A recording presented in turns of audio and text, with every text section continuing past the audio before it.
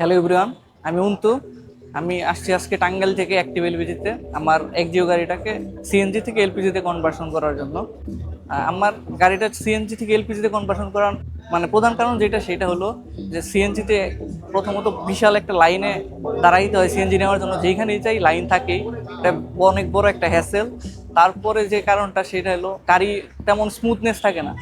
মানে আমি তেলে যে স্মুথনেসটা পাই ওটা সিএনজিতে পাই না। পরে অনেক রিভিউ দেখে দেখলাম যে এলপিজিতে গাড়ির তেলের মধ্যে মোটামুটি একটা মানে স্মুথনেস থাকে, সিএনজির থেকে অনেক বেটার।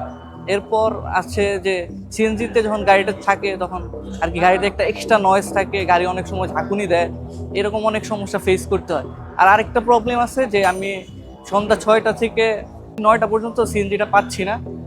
এরপরে আরেকটা আসছে যে আমি উত্তরবঙ্গে যদি যাই কখনো ঘুরতে বা আরও দেশের যদি দূর দূরান্তে যাই, ঢাকার আশপাশের থেকে অনেক দূরে যখন যাই তখন আমি সিএনজিটা পাই না কোথাও। এলপিজিটা আমি দেখছি সব জায়গায় অ্যাভেলেবেল আছে। এর জন্য আরেকটা এটার একটা কারণ হইতে পারে, মানে কারণ আমার যে আমি গাড়িটা এলপিজি করতেছি।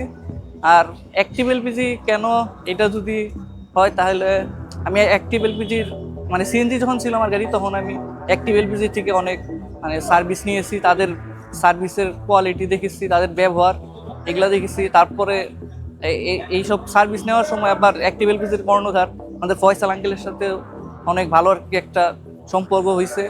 আর অ্যাক্টিভ এলপিজির পেজে যেগুলো ভিডিও তারপরে রিভিউ দেখি কাস্টমারদের, সেগুলা দেখে এরপর আমি আর কি অ্যাক্টিভ এলপিজিটা চয়েস করছি। আপনারাও যদি মানে গাড়ি এলপিজি করতে চান সিএনজি থেকে বা তেল থেকে এলপিজি করতে চান, আপনারা অ্যাক্টিভ এলপিজিতে অবশ্যই আপনারা আসতে পারেন।